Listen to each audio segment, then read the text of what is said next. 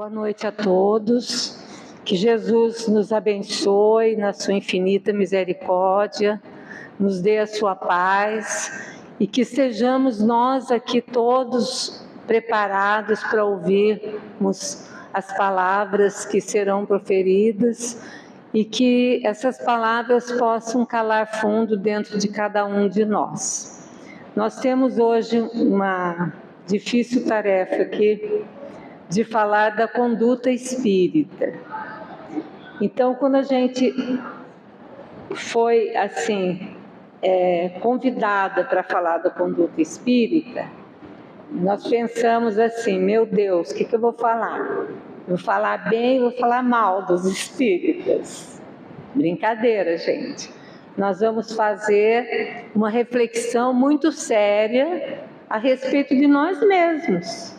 Porque é fácil a gente ficar falando de outras pessoas, de outras religiões, atacando, vendo os defeitos, quando nós sabemos que todos somos seres imperfeitos ainda e temos as nossas mazelas, as nossas dificuldades.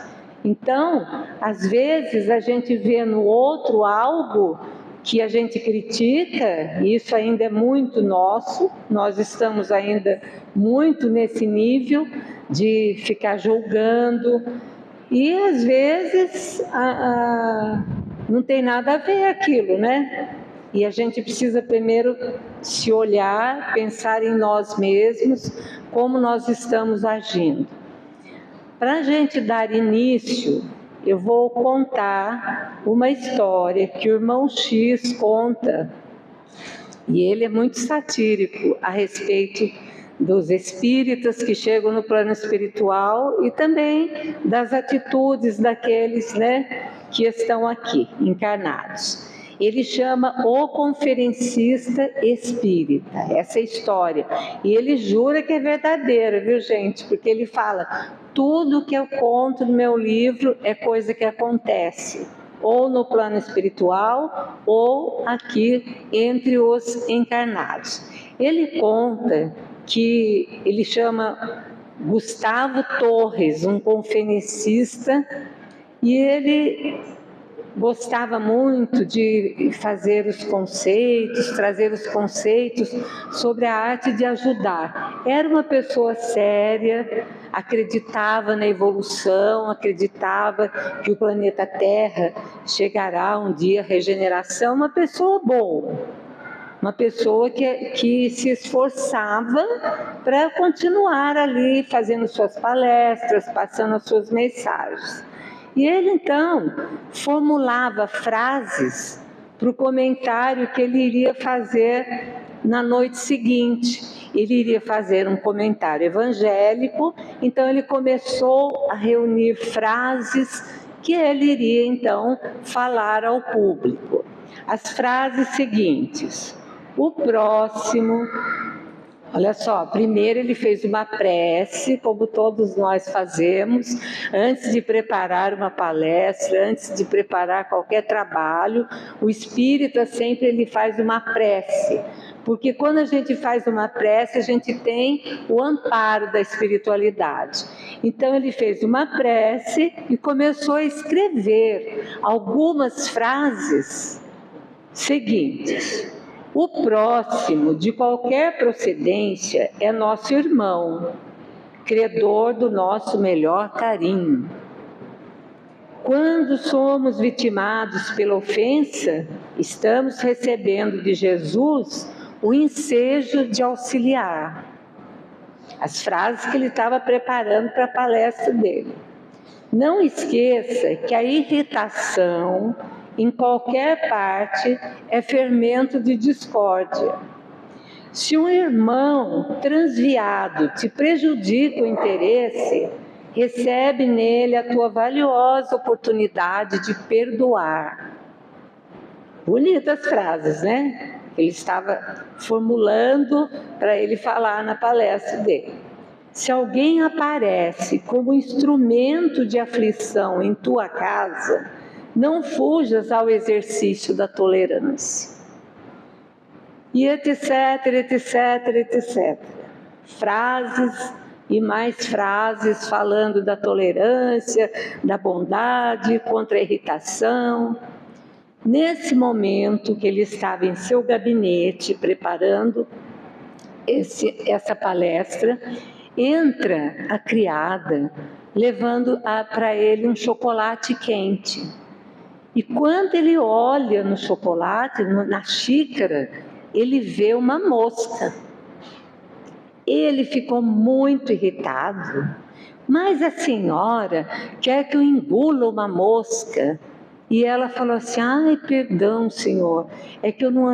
Ela já era de idade, ela falou: eu não estou enxergando muito bem, e eu não vi que tinha caído uma mosca, pode deixar que eu vou trocar o seu chocolate. E ele mais xingou a mulher, falou horrores para ela, que se ela estava doente, ela que não trabalhasse mais, ela que fosse procurar outra coisa para fazer e tal. Irritadíssimo. Nisso, ainda quando ele estava xingando a criada, ele ouve um barulho, um estrondo. Um caminhão desgovernado derrubou o muro dele. E quando ele desceu para ver o que tinha acontecido, ele ficou muito nervoso.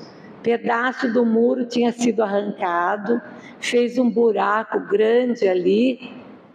E ele então, e o motorista pálido, trêmulo, falando: senhor, me desculpa, eu estou muito perturbado, porque meu filhinho está doente, e eu estou assim, meio fora de mim. Ele: eu não quero saber da sua vida, cuide você das suas coisas, eu não estou interessado nisso, olha o prejuízo que você me deu, eu vou chamar a polícia. Daí o homem: pelo amor de Deus, não faça isso, porque daí eu vou ser muito prejudicado, eu vou acertar tudo com o senhor, eu vou consertar o muro.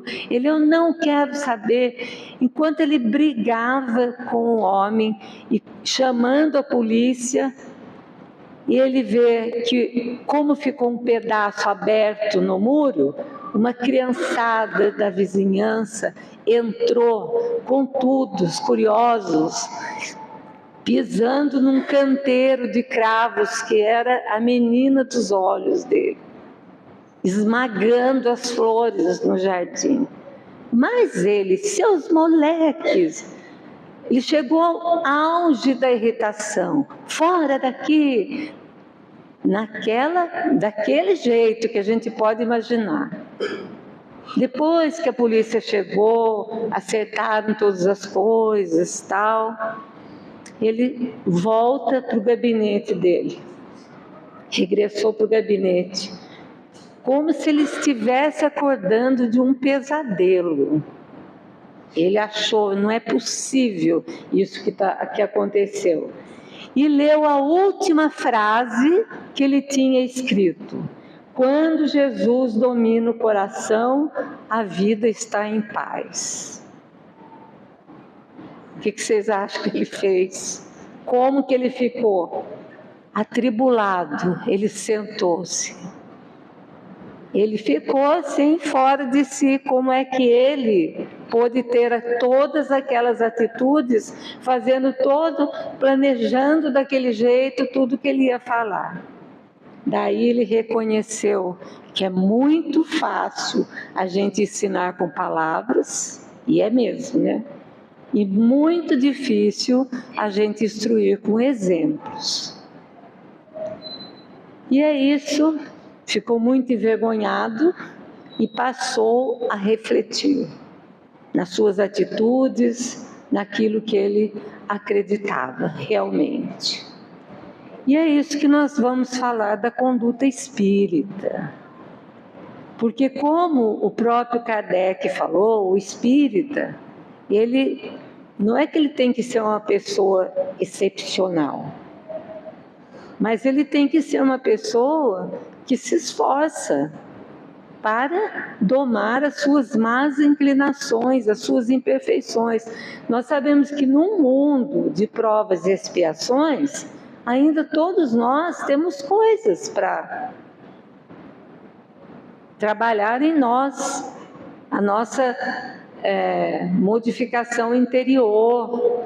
Então, o André Luiz fala para nós que Jesus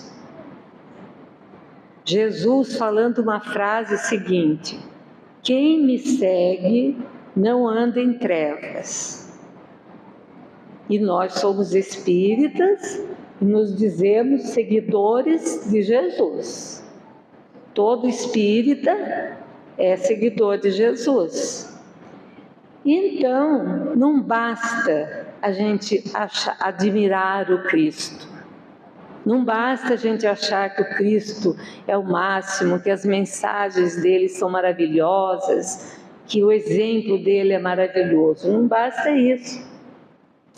E apenas ficar divulgando os preceitos do Cristo.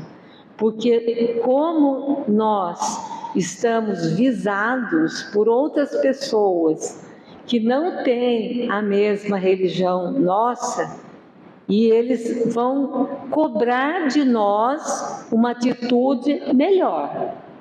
Não que a gente tenha que ser sempre o melhor. Como o Chico mesmo falava, o espírita, ele não tem que ser melhor que ninguém, mas ele tem que ser melhor do que ele já é a cada dia. Porque ele estava numa rodinha, quando terminou um trabalho lá na Casa da Prece, e ele começou a ouvir aquelas pessoas que participaram daquele trabalho até de madrugada, falando assim: ah, você ficou sabendo que fulano fez isso, isso, isso? Daí o outro: mas ele não é espírita. Daí o Chico o espírita não tem que ser melhor que ninguém. Ele tem que ser melhor do que ele já é. Então, André Luiz fala que é imprescindível acompanhá-lo para que estejamos na bênção da luz. Acompanhar Jesus não é só achar bonito o que ele fala, a mensagem dele, e ficar divulgando as palavras do Cristo, o Evangelho, mas é a vivência no dia a dia dos preceitos. E a doutrina espírita nos dá uma liberdade de consciência, porque quando a pessoa entra no espiritismo, e geralmente ela vem por um problema de dor, uma dificuldade muito grande, e ela encontra na doutrina espírita uma consolação muito grande.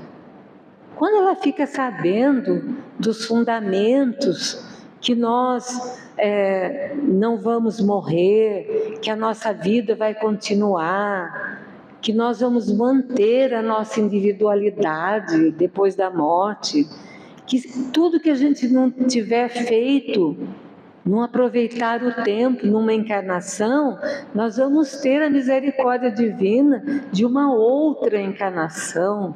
Então são coisas que vão consolar. Quando se fala das causas das nossas aflições, isso aí é um consolo muito grande para quem está numa dificuldade, para quem teve alguma perda. Então, no começo, a doutrina espírita consola, ela vai consolar. Só que com o tempo, e aqueles que se dispõem a estudá-la, eles vão perceber que não é só o consolo, porque ela chama-nos à responsabilidade dos nossos atos. Então ela começa a incomodar. Tem pessoas que chegam para a gente na casa espírita e falam assim: eu adorei tudo, estou gostando muito do Evangelho, estou gostando do trabalho e tal, mas eu não estou ainda preparado. Então eu vou dar um tempo e quando eu estiver preparado eu volto. O que é esse não estou preparado? Eu não estou disposto a abandonar muitos hábitos que não me fazem bem. E daí eu sou chamada à responsabilidade, eu falo: não, eu vou dar um tempo que por enquanto eu não estou preparado para isso.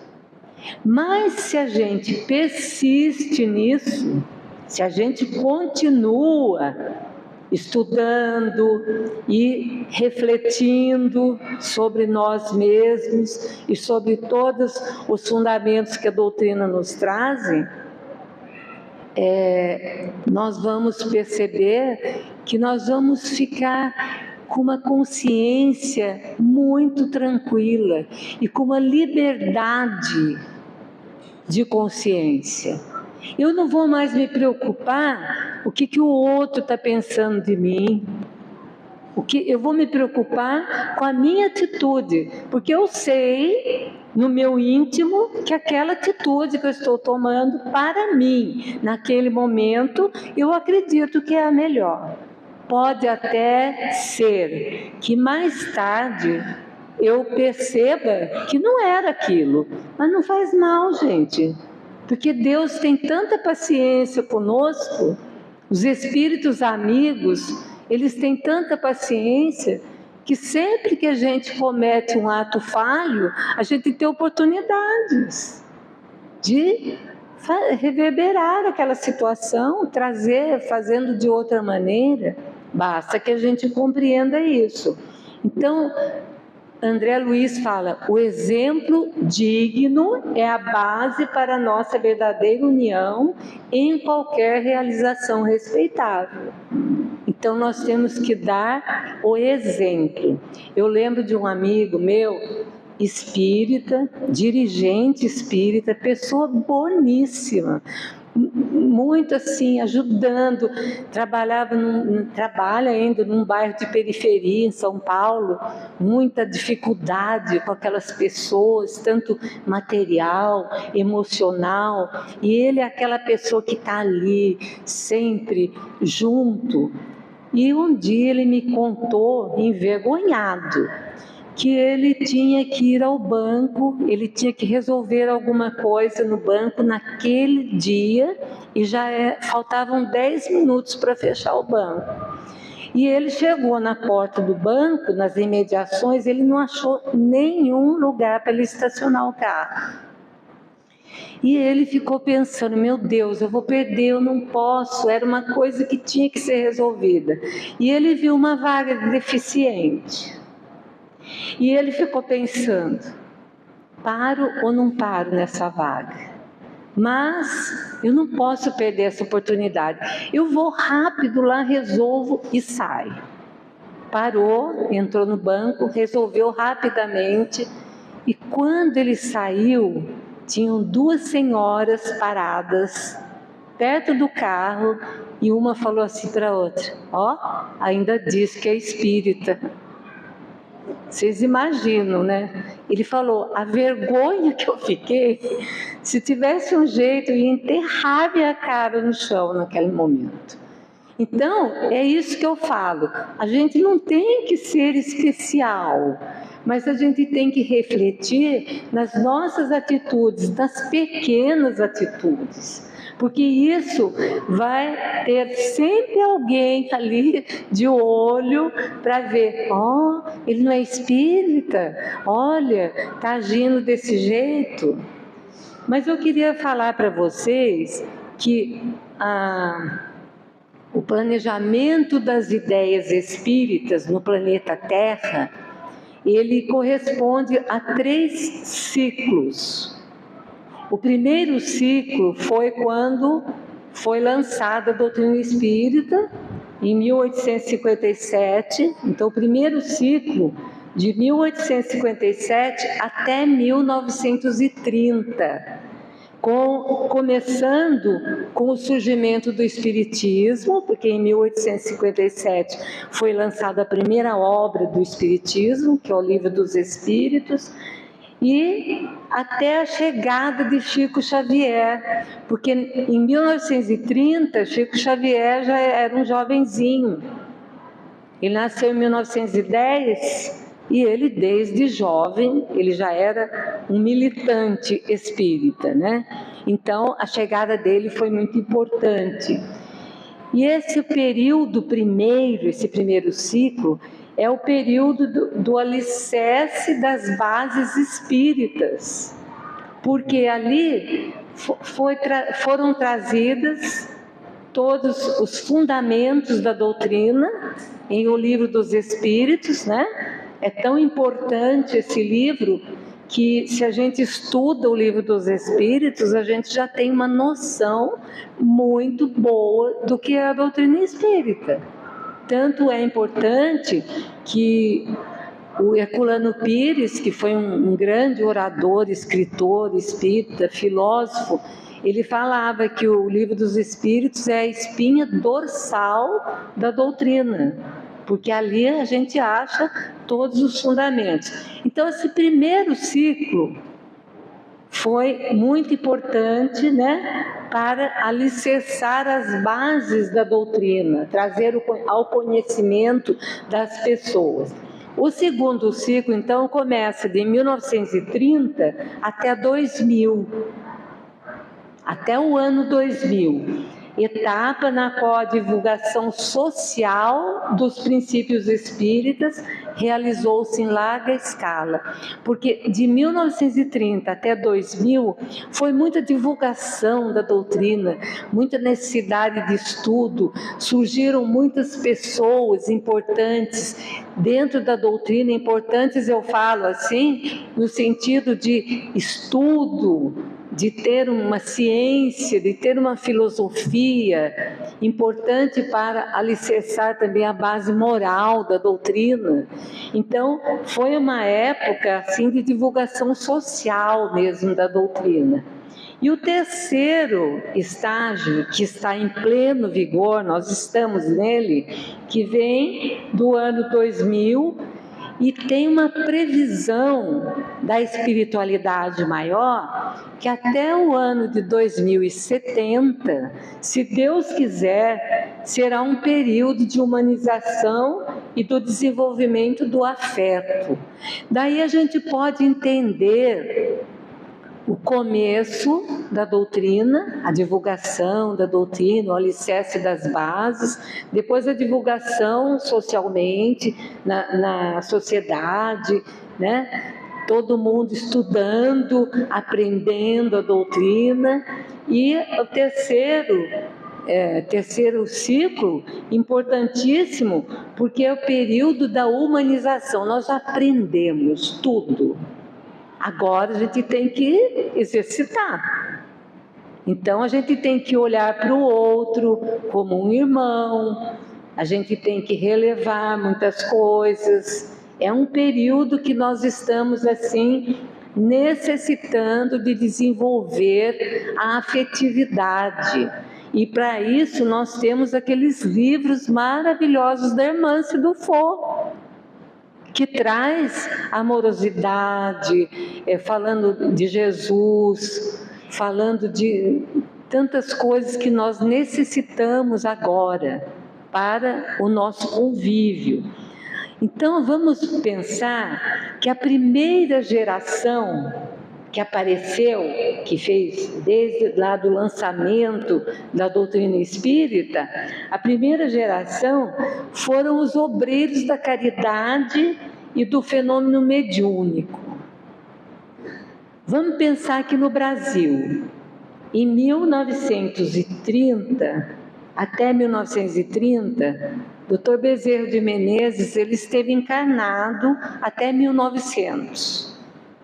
Então, desde o lançamento do Livro dos Espíritos até quase essa época que começou com esse surgimento do Espiritismo, ele estava à frente, ajudando nesse desenvolvimento, se bem que o Dr. Bezerra de Menezes sempre ajudou no desenvolvimento do afeto, porque ele era uma pessoa assim, muito humana. Ele era chamado médico dos pobres, para a gente ter uma ideia.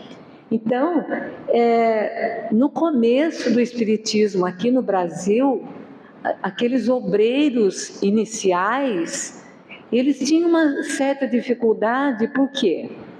Para divulgar a doutrina, aquelas pessoas que já eram de outra religião ou que eram mais intelectualizadas, eles não queriam muito saber das coisas.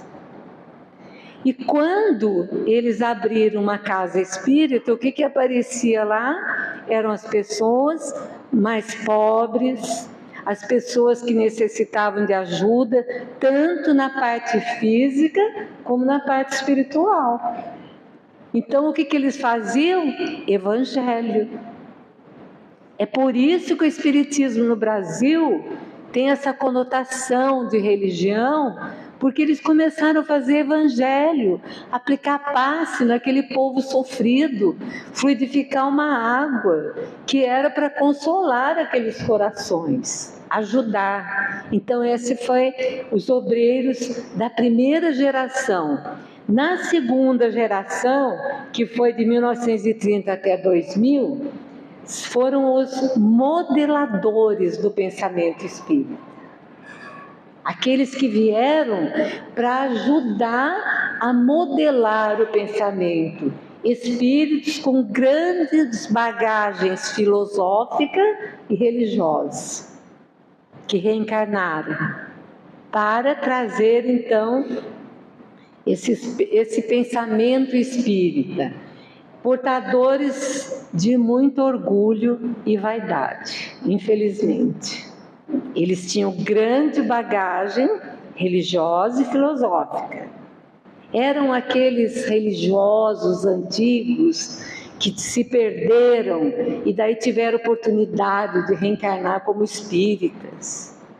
E daí eles tinham uma bagagem imensa, um intelecto riquíssimo, mas eles tinham essa parte ainda do orgulho, ainda da vaidade, e a gente vê muito bem até hoje isso, nos trabalhos mediúnicos, quando se apresenta um espírito que foi um bispo famoso, que teve muito poder, ou mesmo em uma outra religião qualquer, ele não admite que a gente dê assim um conselho, que a gente fale alguma coisa, porque ele acha que é ele que tem que dar para a gente. Eu lembro uma vez que eu atendi um desses espíritos, conversando com ele não se conformava porque que ele estava naquela situação, porque ele era uma pessoa super inteligente, ele tinha feito tanto bem, ele tinha, nossa, ele se achava, E daí, tudo bem, fui conversando, mostrando, ele falou, tá bom, vou ver o que eu faço. Não aceitou muito, falou, vamos ver como é que vai ficar. Daí eu falei assim, Deus te abençoe. Gente, por que eu falei isso? O homem virou uma fera. Sou eu que tenho que te abençoar, não é você me abençoar. Eu estou contando isso só para vocês terem uma ideia, nesse orgulho e vaidade que está falando, dessas pessoas que trabalharam na seara espírita, nessa segunda geração, até o ano 2000, mas assim, às vezes com mão de ferro, às vezes querendo, não tendo muita compaixão, não tendo muita piedade, faltou muito isso. Tinha muita filosofia, tinha ciência, religião da maneira que eles aprenderam a religião antigamente, às vezes nem aceitavam os preceitos mesmo dos espíritos, mas eles tinham essa parte, que eles vieram buscar, olha o que eles vieram fazer então, buscar no conhecimento adquirido recursos para se reorientarem na vida, no aprendizado. Então, às vezes a gente vê que a gente fala, mas como que é possível esse dirigente está agindo desse jeito e tal? Mas a gente tem que ver que ele está se esforçando e ali ele está aprendendo, ele está a duras penas, porque ele está tendo que pôr o orgulho de lado, a vaidade de lado, e ele tem que se reorientar na vida. Agora, a terceira geração, de 2000 para cá, já é diferente, porque são os construtores da moralidade, da amorosidade. São espíritos que estão novamente na seara. são mais jovens um pouco. Sei que quando eu vejo isso aqui, eu sempre lembro do Haroldo Dutra e de uns outros espíritos que estão aí trabalhando na seara espírita com tanta força, divulgando a doutrina, mas sempre também com muito afeto, com muito cuidado, com muito carinho. Então essa geração, eles trazem uma extrema necessidade de viver os relacionamentos com mais afetividade, em busca da amorosidade, repugnando os afetos mais formais e dogmáticos. Vocês já prestaram atenção que esses espíritas dessa terceira geração, eles não aceitam muitos dogmas, eles não aceitam muitas imposições mais antigas. Eu não estou falando isso que é para mudar a doutrina de jeito nenhum. A doutrina espírita é perfeita, não tem nada que mudar. Mas o movimento espírita, às vezes, faz essa mudança. Por conta, né? Então, fico sabendo de um lugar onde se faz isso, outro lugar onde se faz desse jeito, outro lugar, porque também nós somos diferentes uns dos outros, e cada um vai se encaixando no lugar onde ele acha melhor, no lugar onde ele se sente bem. Então, se tem um lugar que é muito dogmático, vai procurar outro em que você tem mais liberdade, você tem mais abertura para trabalhar. E é isso que eles estão fazendo.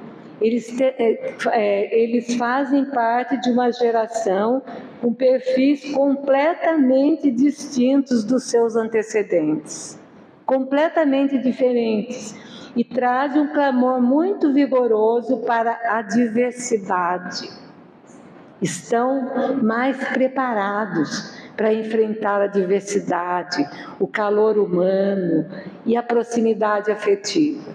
Então essa é a geração, né? E antes de renascerem, muitos desses espíritas atuais que estão aí na seara, trabalhando com muito amor, com muito afeto, eles receberam um preparo nas áreas especializadas do Hospital Esperança, no plano espiritual. Já falei algumas vezes sobre o Hospital Esperança, que ele foi construído no mundo espiritual, edificado por Eurípides Barçanufo, que foi um espírito trabalhador maravilhoso aqui da Terra, e ele, então, construiu esse hospital para receber aqueles religiosos que falharam na sua religião. E dizem que lá tem muito espírita, muitos espíritas, mas a gente compreende. Quando a gente vê esses ciclos e essas gerações que vieram, tem muitos ainda que estão chegando num ponto que é necessário. Então, às vezes, nós espíritas achamos que trabalhamos muito, que fazemos muita caridade, que ajudamos muito, tal. E claro que a gente tem que fazer tudo isso, mas se a gente não cuidar de nós mesmos também, do nosso íntimo, do nosso interior, não vai adiantar. Nós vamos chegar no plano espiritual cheio de reclamações. Tem espírita que reclama de ficar lá na fila no mundo espiritual esperando sua vez. Imagina, mas eu trabalhava no centro espírita, ajudava todo mundo, agora eu vou ter que ajudar a chegar a minha vez para ser aqui, ver para onde eu vou, onde que vão me encaminhar. O que é isso, gente? Orgulho. É se achar que está fazendo muito. Então, não que a gente não tenha que fazer, a gente tem que fazer cada vez mais. Só que nós temos que cuidar de nós também. Que é isso que os espíritos falam, que o maior remorso que os espíritas têm do outro lado é que trabalharam tanto aqui e no fim eles chegam lá e falam: meu Deus, como é que eu não entendi isso, que eu tinha que fazer a minha reforma íntima, a minha transformação interior, que é muito fácil a gente dar lições para os outros, é muito fácil dar conselhos, mas quando chega a nossa vez, nós às vezes falhamos. Então é para a gente ficar sempre atento.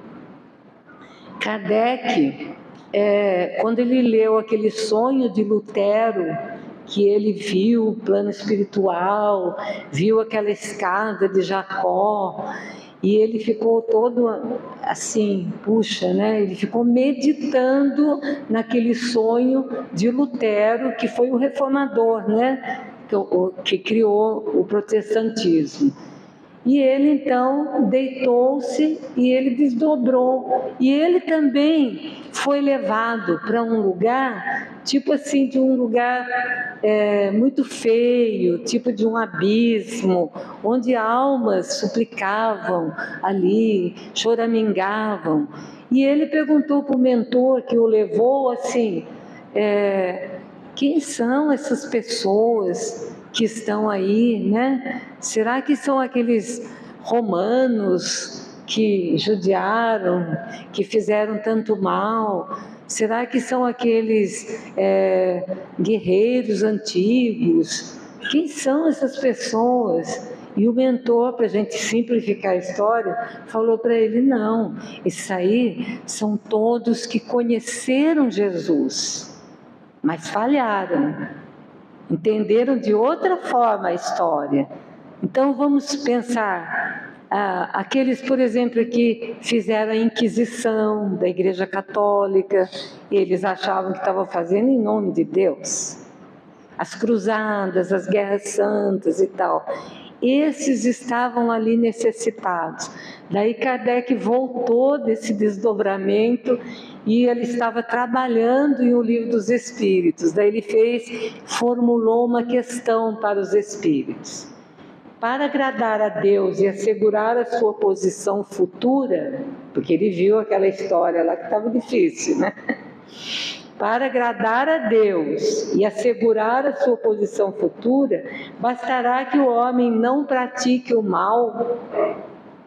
A questão que ele fez é essa. Os espíritos responderam, não. Não basta não praticar o mal.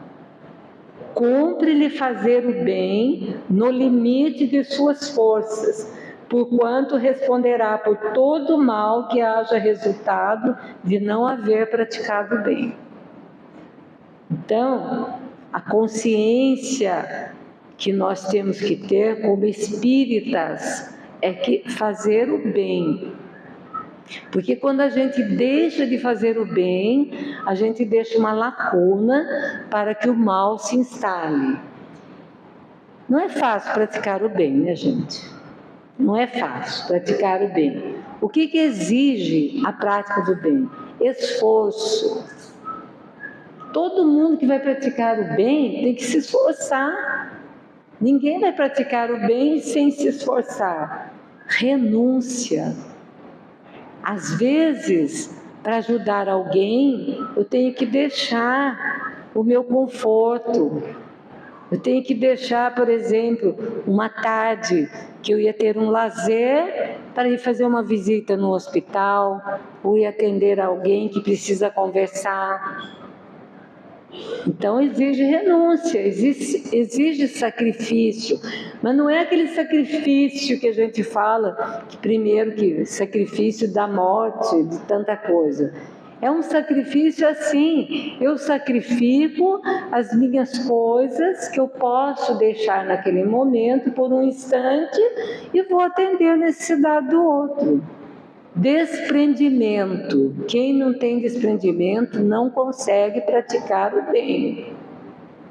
E uma inabalável disposição de servir. Eu tenho que ter uma disposição de servir inabalável, porque senão eu desisto. Olha Pedro, apóstolo, junto com Jesus, o dia inteiro ali, ouvindo as lições, vendo tudo que Jesus fazia, chega desconsolado e Jesus fala, o que aconteceu, Pedro? Ai, mestre, eu estou desolado, eu estou cansado demais. Como cansa atender esse povo. Jesus fala, mas o que aconteceu? Não, porque eu vou lá distribuir alguma coisa, eles falam que eu estou roubando, eles falam isso, eles falam aquilo, eles criticam demais. Daí ele começou a contar os detalhes para Jesus. Jesus falou assim, Pedro, calma. Tudo que você fez, que você distribuiu, quem que deu para você os remédios que você distribuiu? Ah, foi lá um fulano e tal. Quem que deu as roupas? Ah, foi uma senhora muito boa que sempre dá as roupas. Jesus foi perguntando para ele, quem que deu aquilo que você distribuiu? E ele foi falando, ele falou assim, Pedro, o que você deu de você? Aí caiu a ficha de Pedro. Ele não deu nada dele, ele estava lá distribuindo coisas e o povo estava, sabe que povo é povo, né? O povo estava criticando e ele estava ficando desolado com as críticas. Aprendeu a lição com Jesus. Então, disposição de servir, né? Tal. O médium. Outra historinha do irmão X, o médium espírita. O médium chegou jovem na casa espírita, né? Chegou jovem, chegou na seara, cheio de vontade de trabalhar, abraçou o serviço com todo o ardor. Críticas que saíram. Ah, ele é por demais verde, não tem experiência. Daí ele já ficou, né? Então ele falou, não. Então ele começou a adotar uns ares mais austeros, costumes mais... Ficou muito assim, né? Mais sério. Daí eles começaram a falar, é um velho prematuro. Um velho prematuro. Não tem chama do ideal. Bom, ele falou, então eu vou me mostrar entusiasmado. Daí ele ficou todo entusiasmado no trabalho. Daí, críticas que vieram. É um temperamento perigoso.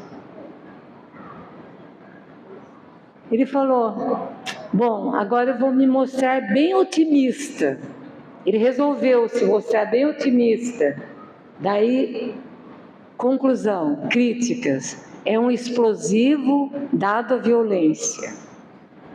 Começou a usar textos esclarecedores de autoridades. Daí falou, é um burro que não sabe falar e recorre a coisas alheias. Resolveu falar por conta dele. É um preguiçoso, não estuda, não sabe nada. Tá bom, então vou ficar trabalhando no meu próprio lar. É um covarde que não enfrenta o povo. Olha só, gente. É fácil ser médium espírita? Regressou às atividades públicas. Críticas. É um manequim da vaidade, manobrado por agentes das trevas. Escolheu atitude de reserva, falando da edificação espiritual. Ah, ele é mole demais, sem testemunhos de fé. Adotou um verbo franco, agora vou falar francamente. O que eu quiser. É um obsediado, entregue à mistificação. Tentou acomodar-se, fazendo o próprio dever. É vagabundo, nada quer com trabalho. Tornou-se a inflamar de boa vontade e acusado. É revolucionário, deve ser vigiado. Desconsolado, desesperado, procurou o benfeitor, aflito, né? O benfeitor falou assim para ele, de quem você recebeu a tarefa do bem? Foi do Senhor ou foi dos homens? Ele falou, foi do Senhor, mas ele já estava soluçando, em lágrimas.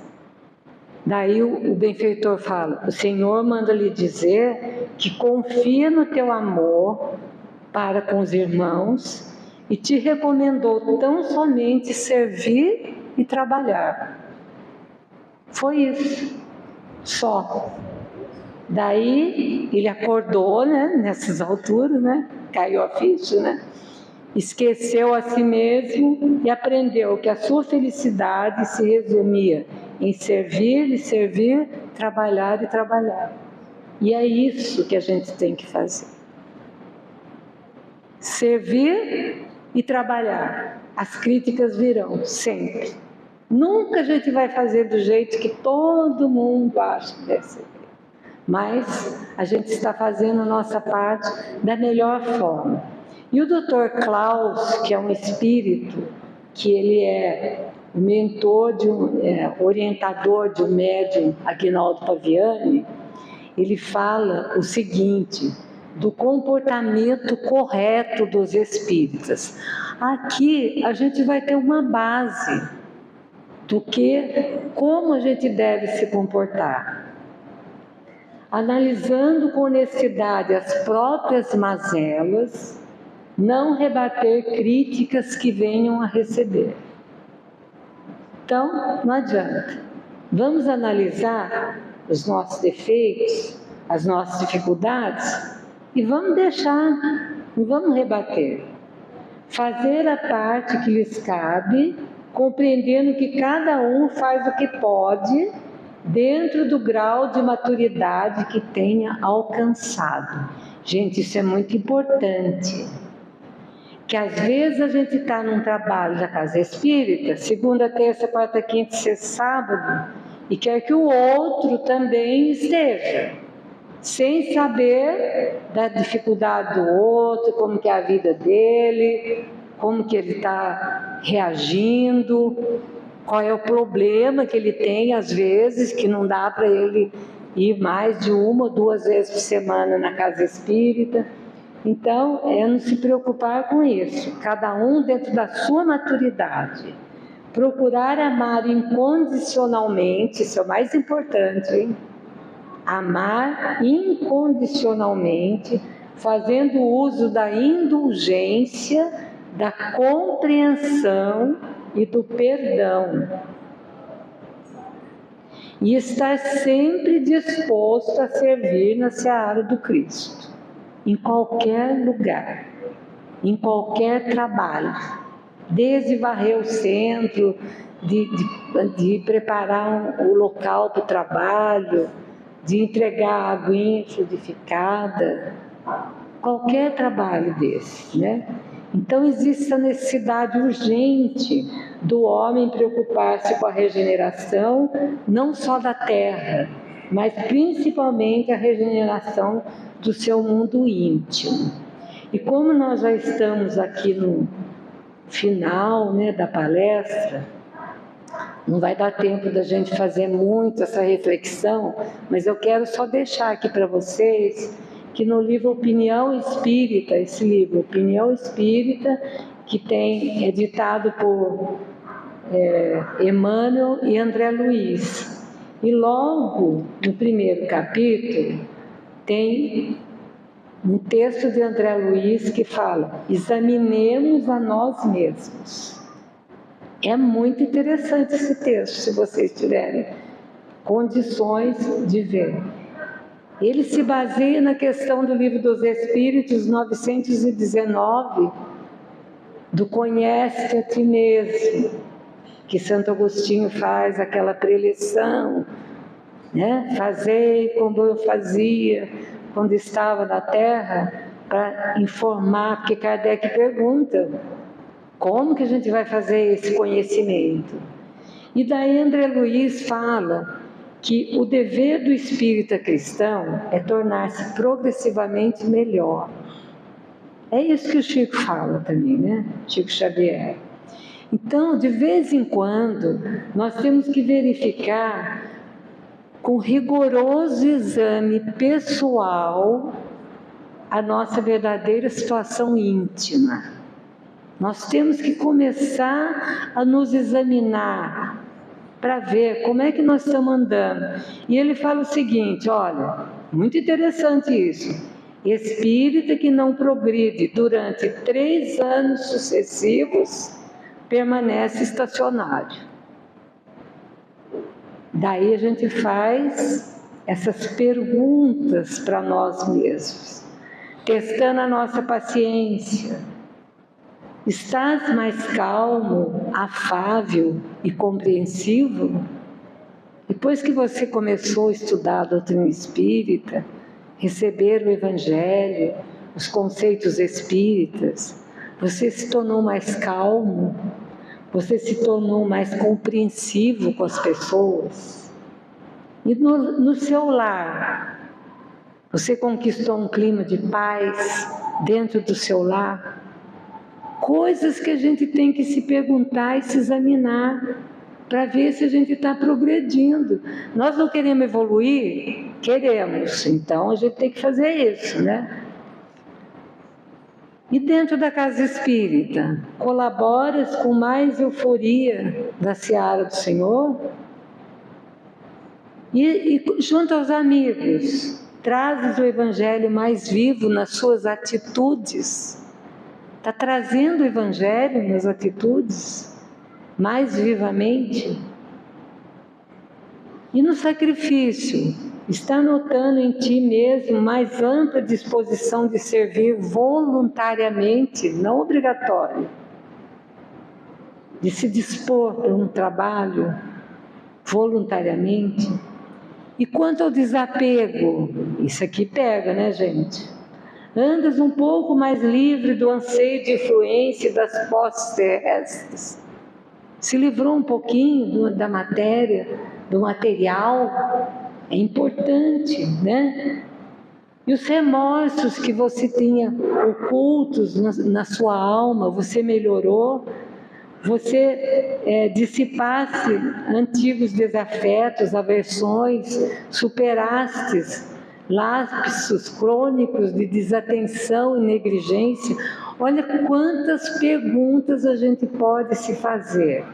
Entendes melhor a função da dor? Será que eu estou entendendo melhor a função da dor? Ou eu, quando vem a dor, eu fico, não, mas não é possível, eu não mereço, fulano não merece? Será que eu estou entendendo melhor? Ainda cultivas alguma desavença? Não foi ainda se pôr de bem com o seu adversário? Auxilias aos necessitados com mais abnegação? Tens orado realmente? Teus ideais evoluíram? Ou está igualzinho quando você começou? E a fé raciocinada? Está consolidada com mais segurança? Tem as palavras mais indulgentes, os braços mais ativos e as mãos mais abençoadoras? E ele fala o seguinte: Evangelho é alegria no coração. Estais de fato mais alegre e feliz intimamente nesses 3 últimos anos? Porque o Evangelho é alegria, é a boa nova. Será que a gente está mesmo alegre? Ele fala, tudo caminha, tudo evolui. Confiramos o nosso rendimento individual com o Cristo. E daí ele fala para a gente não se iludir, porque cada dia que vai é um tempo perdido, né? E nós temos responsabilidade. E quanto à utilidade que a gente vem dando ao tempo, à nossa saúde, aos ensejos de fazer o bem, e para fazer agora, porque como ele fala, quando passares para o lado de cá, muita vez já será mais difícil. Então vamos fazer a nossa reflexão agora, que é o mais importante para nós. Então, que o Senhor nos abençoe, nos ajude a fazer essa reflexão e nos tornarmos um pouquinho melhores que seja cada dia. Muito obrigada a todos.